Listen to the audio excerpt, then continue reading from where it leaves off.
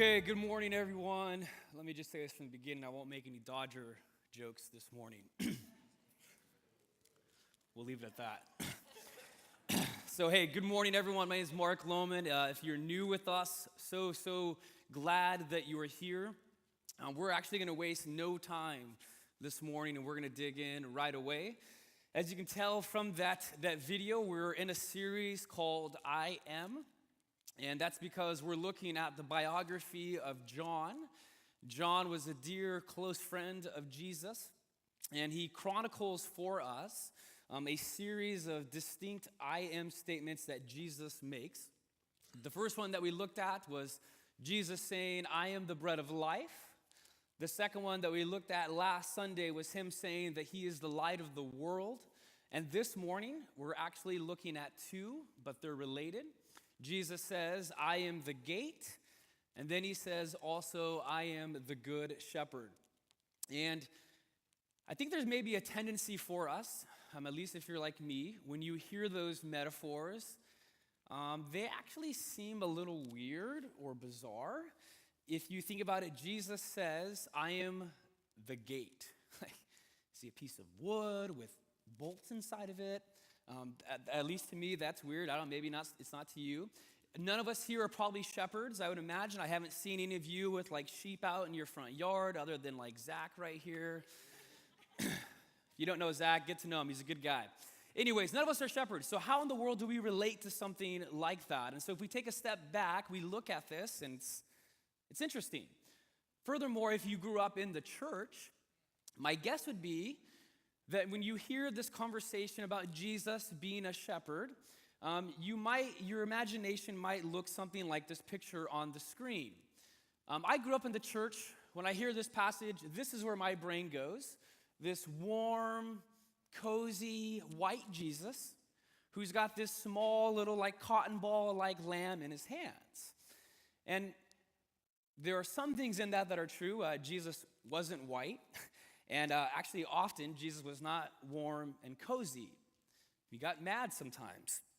But this metaphor of a shepherd and a sheep actually had a larger meaning in the ancient world thousands and thousands of years ago, even before the time of Jesus. Here's what you have to know. Kings in the ancient world were often thought of as shepherds. And their people, their nation that they ruled over, were often understood then as a flock or sheep. And we see this in multiple cultures, Greece, Rome, Babylon, but also in the Jewish world. And so Jesus was Jewish. And so it's interesting that in their nation, their most popular, widely heralded president, if you will, maybe what George Washington is to Americans, for them that was King David. And King David was a shepherd. And one of the constant themes that you'll see in the Old Testament, if you journey through it, is that Israel has a lot of good shepherds, and then they have a lot of bad shepherds, meaning they have some good kings, some good leaders, and then they have some really bad kings and some bad leaders.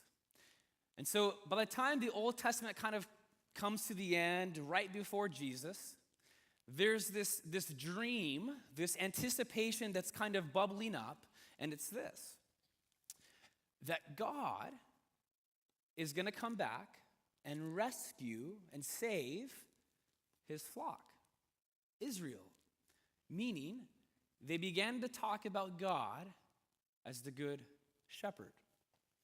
And so Jesus shows up here, John chapter 10, and he kind of has this debate, this argument with the religious leaders who were the Pharisees.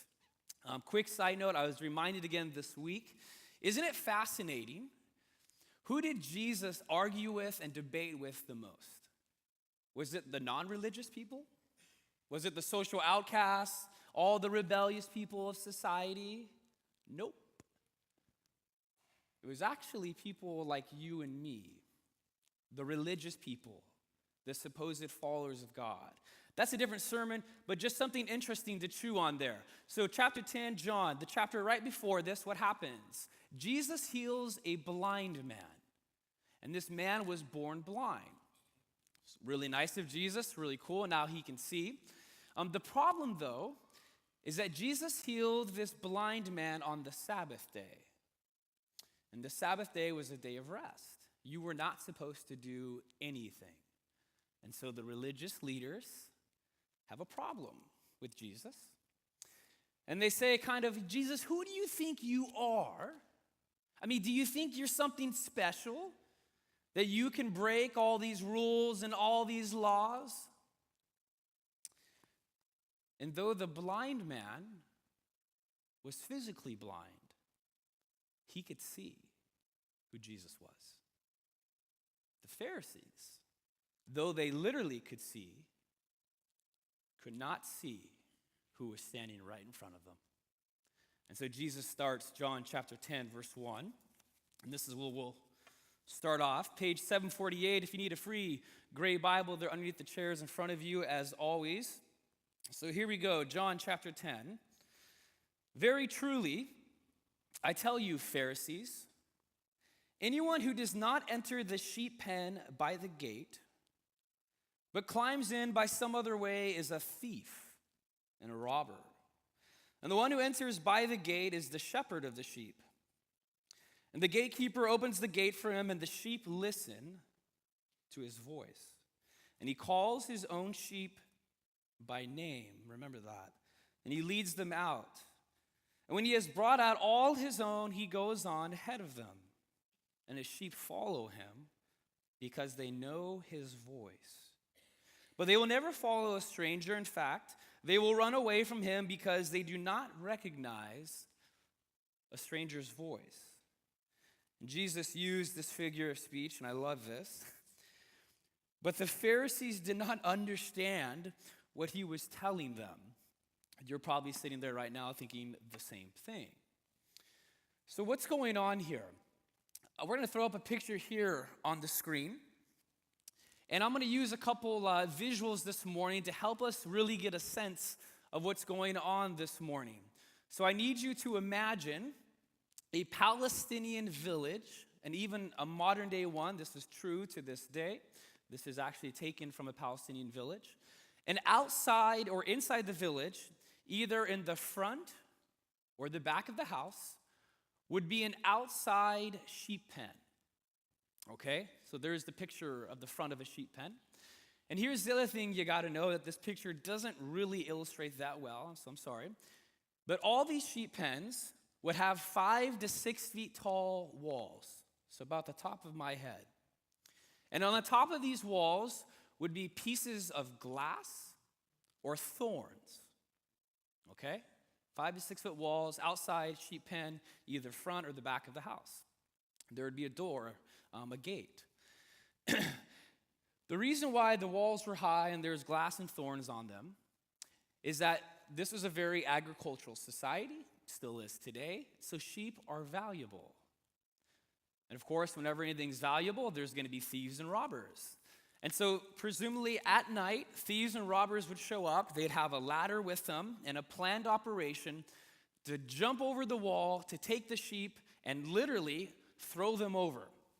Now, that is not an easy task to pull off because sheep make a lot of noise when they're not happy, and I highly doubt they want to be thrown over a wall. And so this actually would probably wake up the gatekeeper, and there would be someone there who's protecting this pen. So thieves and robbers, it's hard for them to do this, but it did happen because sheep were very, very, very valuable. So Jesus says, anyone who does not enter the sheep pen by the gate, but climbs in some other way, is a thief and a robber. A lot of ways. Imagine yourself going home today to your house, to your apartment, and you know those little tiny, like our bathroom windows that are outside usually by the shower? You know, what if you went home today and you just broke that open and that's how you got in your house? That would be weird and silly. I mean, you'd use your front door key or your garage door, okay? Only thieves and robbers go in that way. Jesus says again, the one who enters by the gate is the shepherd of the sheep. And the gatekeeper opens the gate for him, and the sheep listen to his voice. The shepherd would show up early in the morning to that front gate, and he would knock on it, and he would call out, allowing his voice to be heard. And if they heard his voice and they recognized it, the doorkeeper would immediately let him in, no problem. But if someone knocked and they didn't hear a voice, they wouldn't answer, or if they heard a voice and it was unfamiliar, that probably actually would scare the family members in this house. Here's the point. The shepherd knows the sheep. They know him. He has access to them. He goes in the way that a normal person belongs to enter by. He is their rightful shepherd and owner. And so this gets at the heart now of what Jesus is saying, and hang in there with me. Once the shepherd gets into the sheep pen, and we'll put that picture back up that was there. So here's the inside of that exact same sheep pen. They usually would be way more crowded than this. Here's what the shepherd has to do next. Early in the morning, he's got to get all the sheep outside of the pen and on to the main village road to take them out to eat, to pasture. So can you guess how he did that? If it was Juno would sing a Neil Diamond song. Thankfully, that's not what the shepherd did. As you'll find out, they wouldn't listen. And here's why. The shepherd would use his voice to sing a tune, play a flute, cry out, or give a chant. And this actually would bring the sheep out of their pen and onto this main little village road to go out and pasture. But it wasn't the content of the song, wasn't the lyrics, wasn't the type of flute that he's playing. It was his own unique, recognizable voice.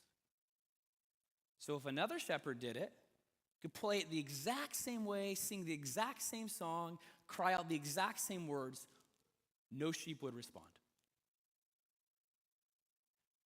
The sheep only responded when they heard and recognized their shepherd's voice. Here's the interesting thing. This is when things get complicated. The shepherd has all the sheep out of their pen. They're now on this main Palestinian village road. It's dirty, it's rural, all this other stuff. And guess what? Every other shepherd in that same village is doing the exact same thing at the exact same time. There are hundreds of sheep on this village road.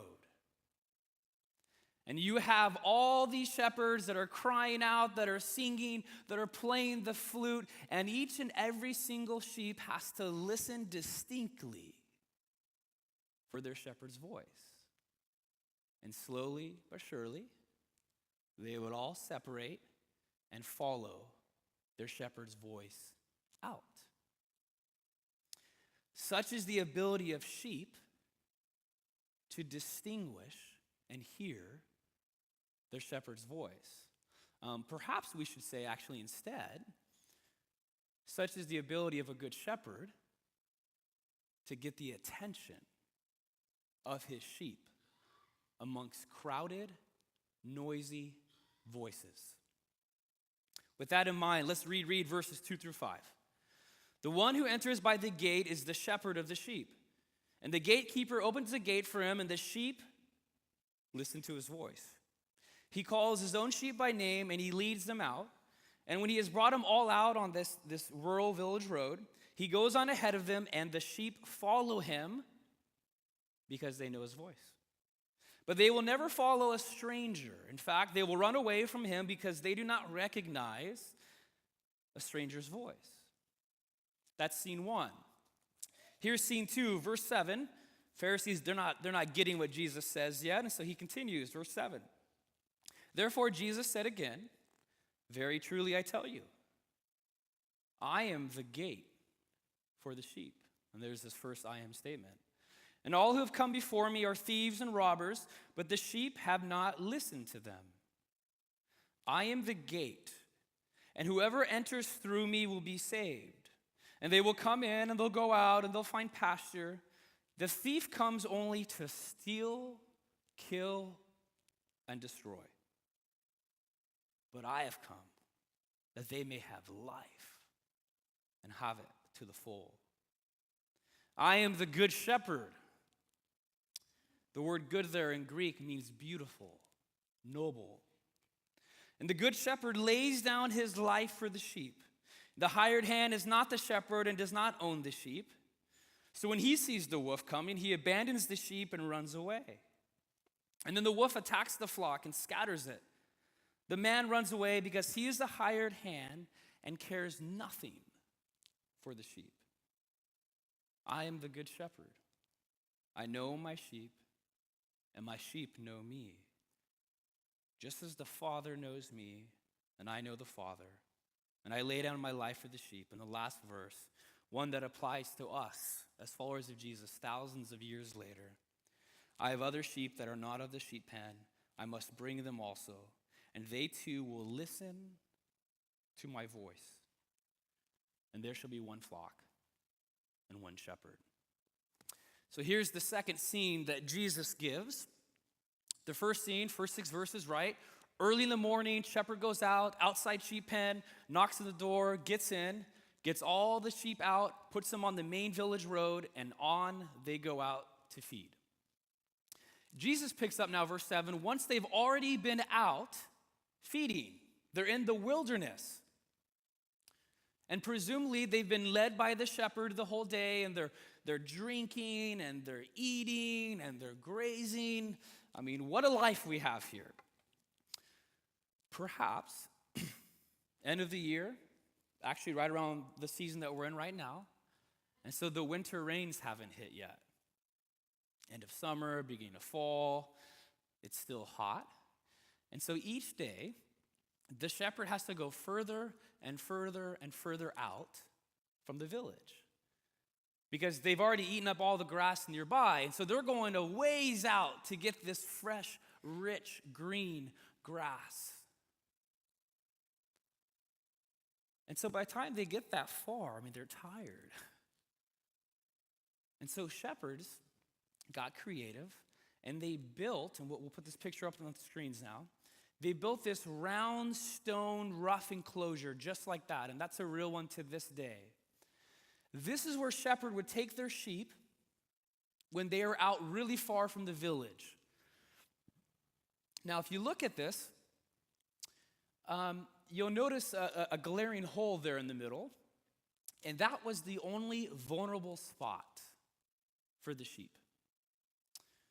Because there would be wolves out there, other things, thieves, robbers. And so what would happen is the shepherd himself would lay down right in front of it, blocking wolves and thieves and robbers from coming in. This is why Jesus says, I am the gate. He continues on. He then goes into the part of the story where wolves and thieves and robbers come in to attack. He says there's a hired hand there. This is like a part-time worker. Today's rule, this is like a college student, right? You're working at the local ice cream shop, whatever. And what do you know about a worker like that? They don't really care about the business, and they're actually not even making that much money. So here you have this hired hand who's this temporary part-time worker. And if a wolf shows up to attack the sheep, like, does he care about the sheep? No way. He cares about his life. He runs out, adios. Wolves come in, kill, steal, and destroy the sheep. Such is the hired hand. No investment, doesn't care. He's only in it for the money. The money is actually not even that much. But for Jesus,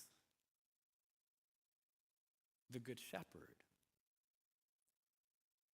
gives up his own body, if necessary, to ward off the enemies, wolves, thieves, robbers.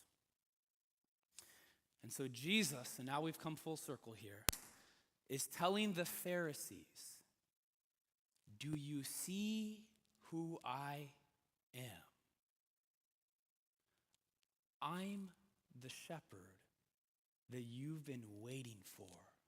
I'm the king of the world, and I've come back to rescue and to save and to protect my flock. Don't you see who I am? You're looking right at me. I'm giving you the shepherd metaphor. This is why I gave sight to the blind man, so that he could see. I'm the gate that allows the sheep to come in and to go out and to find rich, green pasture to nourish them. I'm the gate that protects them from surrounding wolves. I'm the good shepherd who's come to give them life, and life than you can even more imagine and dream of. A couple of days ago, I'm preparing for this, and I was reflecting on my own journey following Jesus, and I was instantly taken back to my college years, so probably like 30 years ago.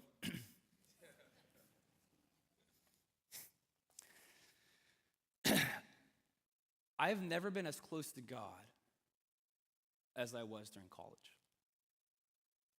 During college, I was just like passionately and just radically following Jesus. I was consumed with the ways of Jesus. Everything, I was constantly thinking about him, surrendering my life to him daily, seeing him in everything. And then after college, it kind of has just felt like passion and fervor. It's just kind of dissipated from me. And I think one of the reasons for that, perhaps there could be many, is that, I've gotten older. And what happens when you get older? Life gets more complicated. And life gets more complicated because all of a sudden you have all these other responsibilities on you. And for me, it seems like some of those have kind of stifled my passion. And there's all these other voices, good voices, not bad, that are crying out to me and vying for my attention and my allegiance. Voices, I have a swirl of emails and texts that I answer every single day. Of voices of, hey, Mark, you need to prepare to buy a house someday. You need to prepare to have children. And no, Rachel's not pregnant now, right? Because I know the questions I'll get asked after that. Voices, Mark, you need to pour into people and raise up leaders here at New Life. Voices of watching sports. Voices of just staying in contact with my family and maintaining much less growing relationships. And so in the midst of all these good voices that are vying for my attention, I've lost the ability just to pick out and to listen to and to recognize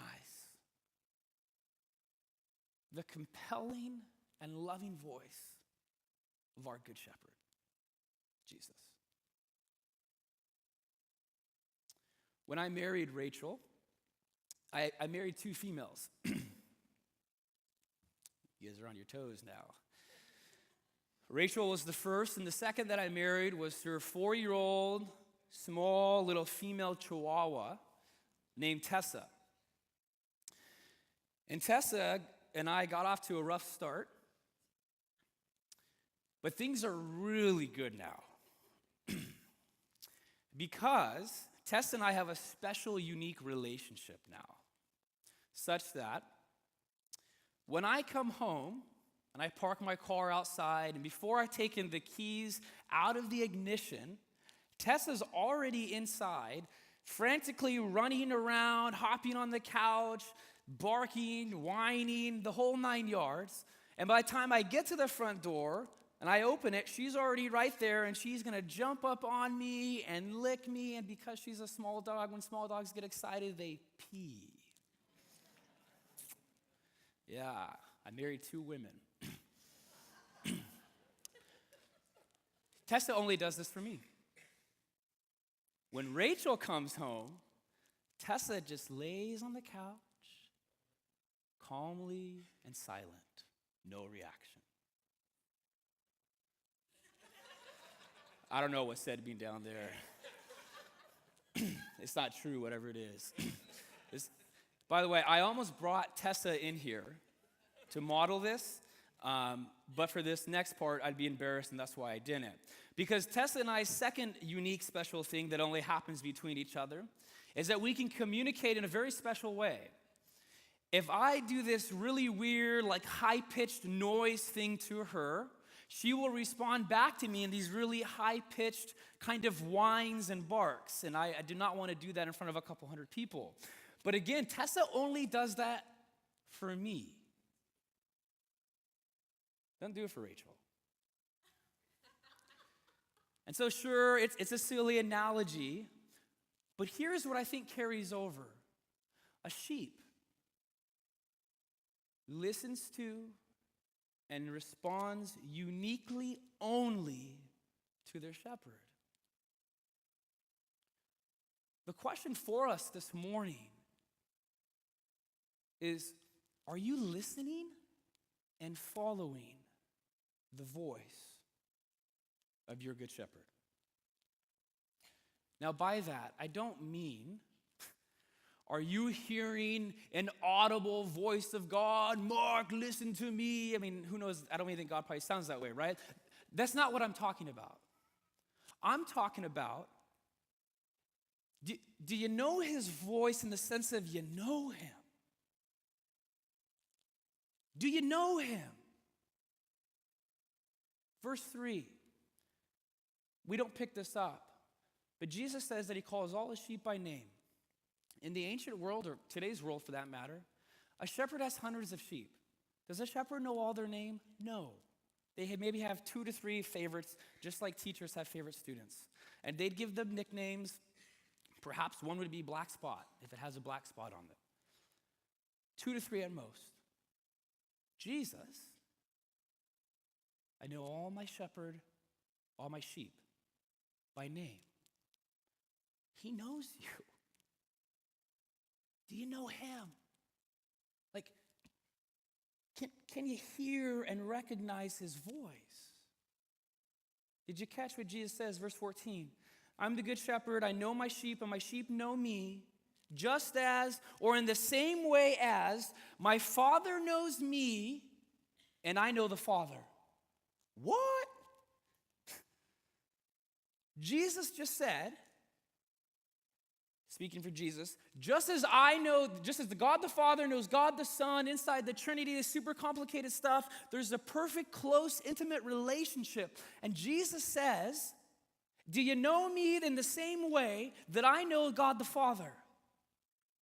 Know, the verb there in the scriptures, whether in Hebrew or Greek, it's this really rich word that means deep, intimate, profound meaning that really could only happen in marriage. And I'll leave it at that because it could go a little bit further. Meaning, know here does not mean like rational, objective knowledge. He's talking about, do you know him in this deep, intimate, profound, relational way?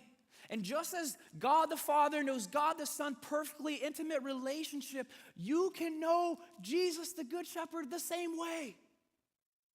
Do you know him? Can you hear his voice?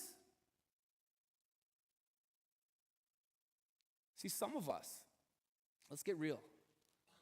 Some of us call ourselves Christians, but we don't practically know the voice of Jesus.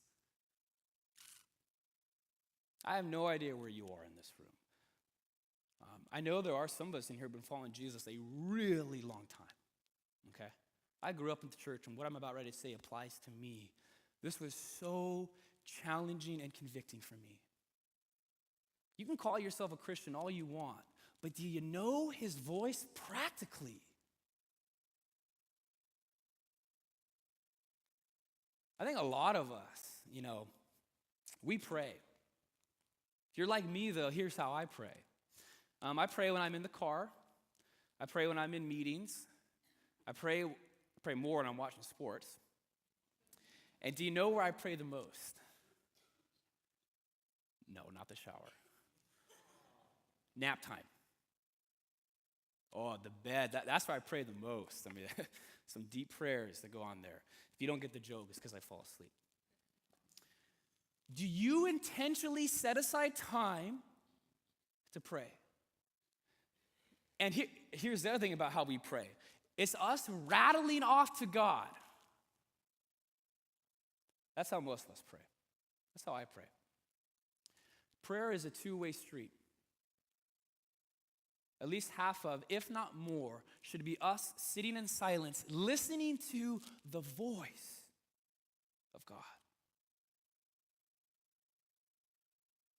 I think a lot of us have thieves and robbers, strangers, voices that we don't even know. We're not even conscious of this, but they're vying for our attention and our allegiance. And so one of the things this morning is, what are the voices around you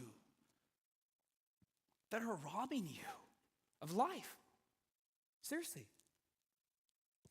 And in today's world, I'm not talking about actual wolves or actual robbers and thieves, although who knows, maybe it is that, I don't know. And often, wolves and robbers and thieves in today's world, they're good. There's nothing bad in of themselves. Here's what I'm getting at. Here are today's robbers and thieves. Technology, sports, relationships, past experiences, money. All these things are good in of themselves. But guess what they'll do? They'll cry out to you, hey, come follow me. Hey, I can make you happy. I can fulfill you. I can protect you. I can feed you. Oh, I'll give you everything that you ever need. Do they come through? Nope. They never do. They're a stranger's voice. They're false shepherds. A lot of them actually are like the hired man. When things get tough, they're out. They're not going to stick around when you really need them. But the Good Shepherd, Jesus, he's the one that you can count on, the only one that you can count on. There's a famous quote here we'll put up on the screens. It's by a guy named C.S. Lewis. C.S. Lewis, if you don't know him, he is the author behind the Chronicles of Narnia, The Lion, the Witch, and the Wardrobe. He used to be an atheist, and Lewis, he gave his life to Jesus, and he ended up writing some of the most profound things that we've ever read. He says this: "It would seem that our Lord finds our desires not too strong, but too weak. We are half-hearted creatures fooling about with drink and sex and ambition when infinite joy is offered us. And like an ignorant child who wants to go on making mud pies in a slum because he cannot imagine what is meant by the offer of a holiday at the sea, we are far too easily pleased."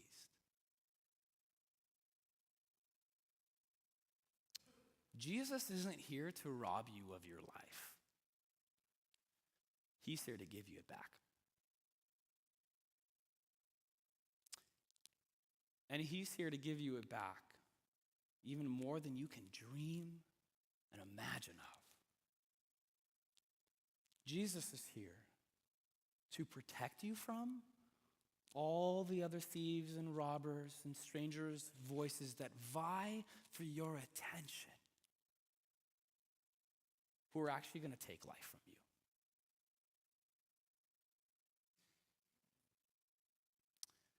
The proof of this is that he already fought the big wild wolf. The ultimate enemy that robs us, that every single human knows, is evil and death itself. And Jesus, as the Good Shepherd, gave up his life, sacrificing it on the cross to keep you and protect you from everything that's going to harm you. And in 3 days later, he rose from the grave, defeating that enemy for all time. And he did it for you, his sheep, his people.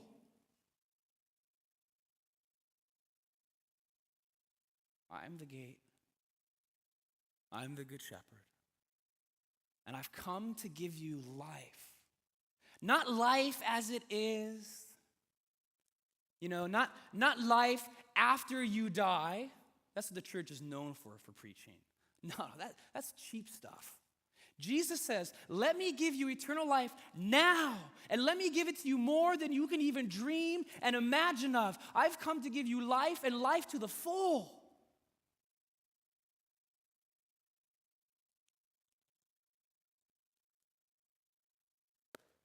Do you know him? Do you know his voice? Who's robbing you of it? We're going to invite the music team back up. We're going to head into a time of response. I have no idea where you're at, okay? But I can imagine a couple scenarios. One of them is that you're here and you've never followed the shepherd before. You've never heard his voice, and you're hearing it for the first time today. And so we just want to give you an opportunity to respond. There will be a prayer team here behind the organ. Please talk to them. Maybe you're here, and you know Jesus, but do you know him? Like, do you recognize and hear his voice out of all the other voices crying out to you? Do you know his voice? What are the voices that are robbing you? So we're going to have communion up here to remember what Jesus did for you on the cross, that he was the gate, that he protected you, and he gave himself for us. You can sit, you can stand, you can get on your knees during the music. The ushers are going to come forward here in just a couple seconds, and they're going to collect your gifts.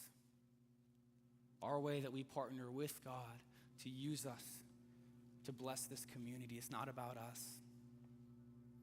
He said, verse 16, he has many other sheep, and he wants to call them, he wants to bring them.